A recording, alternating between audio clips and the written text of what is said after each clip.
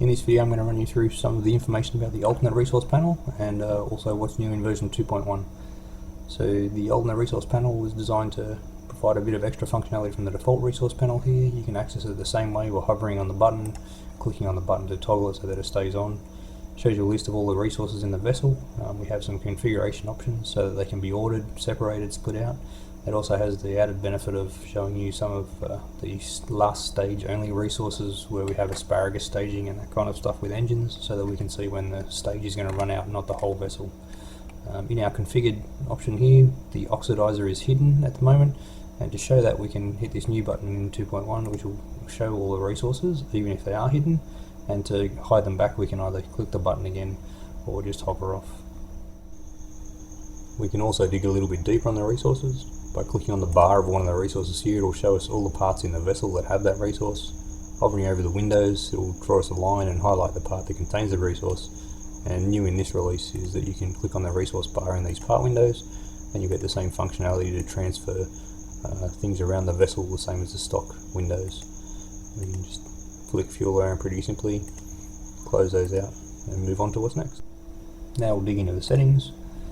First thing we'll look at is the resource settings. This is how we configure the order that the resources display in, separators to give us a bit of visual spacing, move them up and down with the position.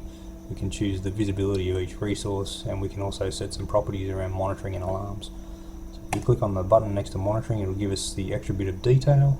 This shows us that this is monitoring for a low value, or it could be a high value if it's a waste product.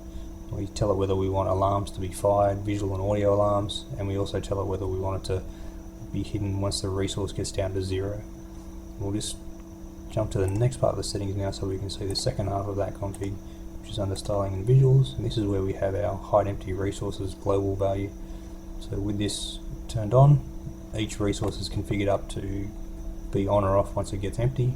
When it gets to empty, it'll stay on the screen at 0 for a certain period of time, which is configured by this slider, and then it'll disappear.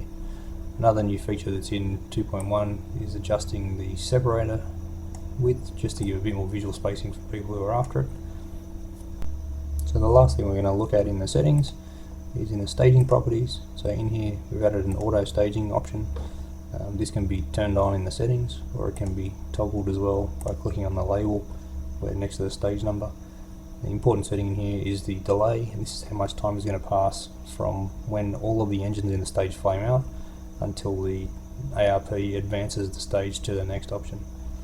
What we'll do now is I'll close this all up, I'll reset the vessel so the fuel's right, and then we'll give the auto staging a run to demonstrate some of the features. Okay, the vessel's reloaded, sitting on the pad. We'll configure up the auto stager and we'll fire it off and see how we go.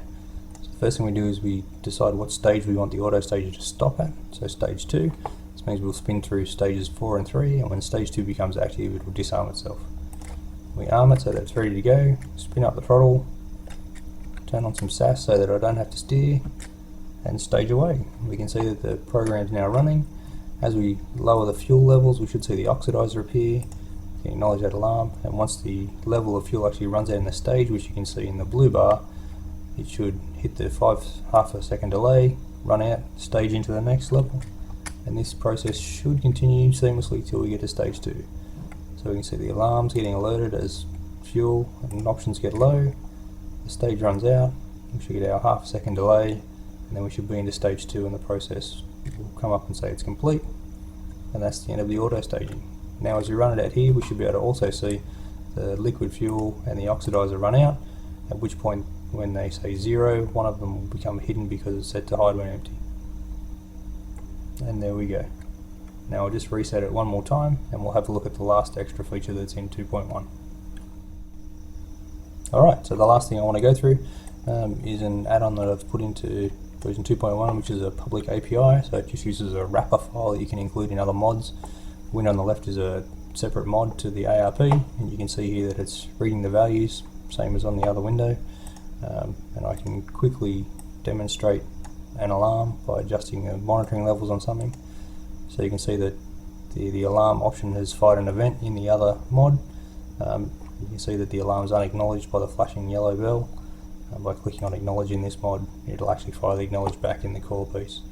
The idea would be that other mods could read this and potentially have warning lights on IVA views or something like that, And that's pretty much it. Thanks for watching. I hope you find this a useful tool, and I'll catch you later.